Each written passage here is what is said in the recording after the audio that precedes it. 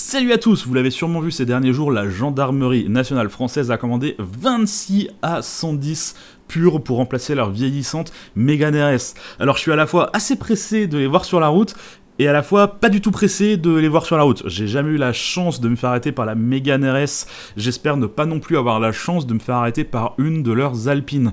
D'ailleurs les gars, je parle aux gendarmes, si vous voyez un Avantime vert pomme en excès de vitesse, c'est sûrement que je suis ultra en retard pour un resto ou un truc vachement important de ce genre. Donc soyez indulgents s'il vous plaît. D'ailleurs, si vous me voyez en excès de vitesse sur Lyon début novembre, c'est sûrement que je suis en retard à Époque Auto, puisque nous avons un stand avec les potes youtubeurs Anthony Perrier, François de Garage Bagnole Rock'n'Roll et Benjamin Workshop qui expose sa GT40. Alors c'est du 5 au 7 novembre à Eurexpo à Lyon.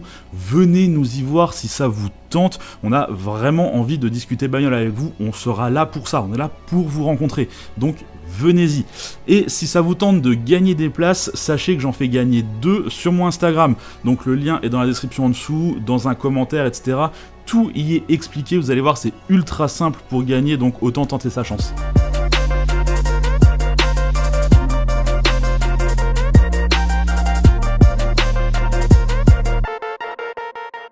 Les gendarmes ont eu pas mal de voitures au fil du temps, et je pourrais remonter jusqu'à leur première voiture à la fin de la Seconde Guerre mondiale, à une époque où ils récupéraient les voitures laissées par l'armée américaine, mais je pense que ce qui nous intéresse vraiment, c'est la lignée des voitures utilisées par la BRI.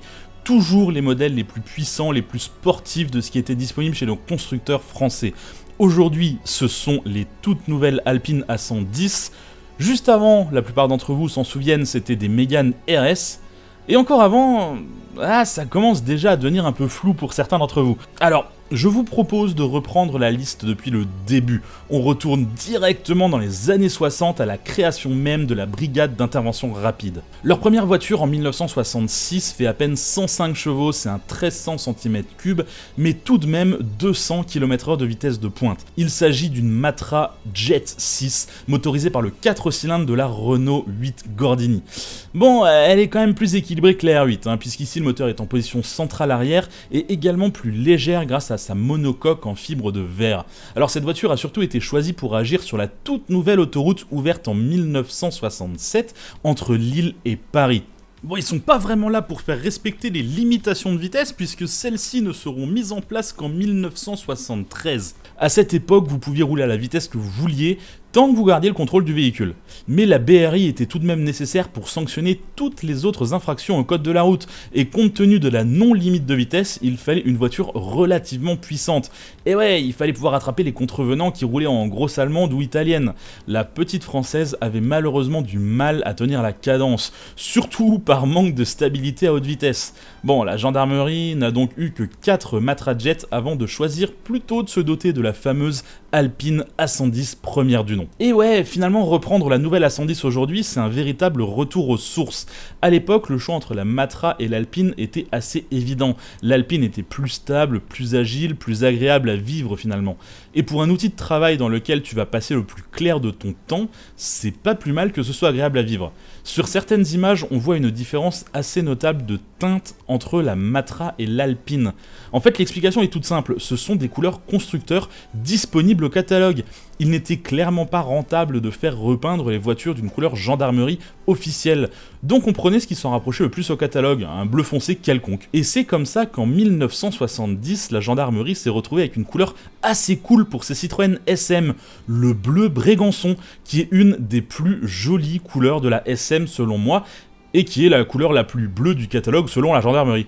C'est en 1971 que la SM est choisie pour prendre place à la BRI à côté des Alpine A110. Et bien que le choix semble assez logique au début, bah ouais, la gendarmerie veut une voiture capable d'atteindre des grosses vitesses de pointe et d'y être stable, quoi de mieux que les suspensions pneumatiques d'une DS associées à un bon gros V6 Maserati. Bon, finalement, il n'y en a eu que 5, car déjà le véhicule est cher à l'achat, mais l'entretien était compliqué et la voiture consomme énormément. Quoi qu'il en soit, le but de ces véhicules était également de faire de la dissuasion, et savoir qu'il est possible d'avoir une SM dans le rétro dans les années 70 devait tout de même en dissuader plus d'un. Bon, par la suite, dès 1974, les Alpine A110 sont logiquement remplacées par des A310. C'est la même année que l'instauration de la limitation de vitesse à 130 km/h sur nos autoroutes. Les A310 sont en réalité plus civilisées, plus confortables et plus spacieuses que la A110. Elles sont surtout plus adaptées à une utilisation sur autoroute. Elles sont motorisées par des 4 cylindres 1600 cm3 de 127 chevaux et peuvent donc atteindre 220 km/h en vitesse de pointe. Pour une fois, ces Alpines sont commandées dans un bleu réglementaire gendarmerie. Cette fois, on ne prend pas une couleur constructeur. Ce qui personnellement me semble étrange puisque le bleu Alpine est vraiment proche du bleu gendarmerie et que ça semblait convenir jusqu'ici. Bon, par la suite, en 1977, la gendarmerie commandera également des versions V6 PRV de 160 chevaux. Et en 1981, ils reçoivent la seule et unique A310 V6 série 2 gendarmerie qu'ils ont commandée. Elle est d'ailleurs précieusement conservée au musée des voitures de gendarmerie. Les SM sont remplacés peu à peu entre 1974 et 1979 par des Citroën CX. Pendant un moment, il y avait des discussions pour passer chez Renault avec les R30 TS qui étaient équipés du V6, mais la voiture était trop lourde et consommait trop d'essence. Ils ne voulaient pas refaire la même erreur qu'avec la SM. Ce sont donc des CX qui sont choisis pour faire suite à la SM. Des voitures un peu moins prestigieuses, certes, mais aussi surtout moins chères à l'achat et à l'entretien. D'abord des CX 2200, puis des 2400 GTI et enfin des 2500 GTI. Elles aussi, toutes commandées en bleu gendarmerie réglementaire. En 1986, la gendarmerie songe à remplacer les A310.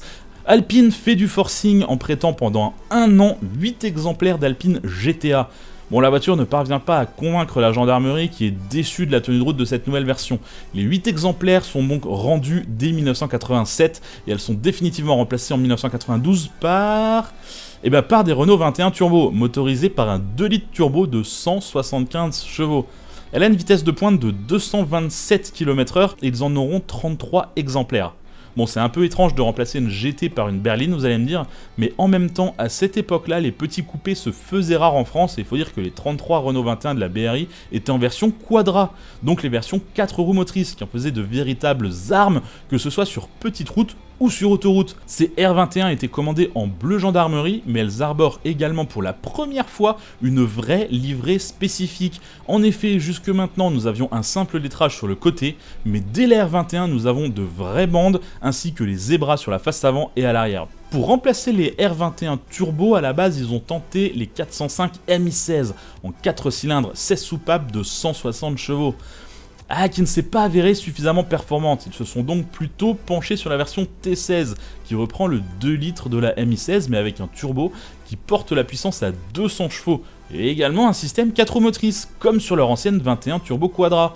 Seuls un peu plus de 1000 exemplaires de la 405 T16 seront vendus, ce qui fait de cette version, même hors gendarmerie, des modèles particulièrement rares.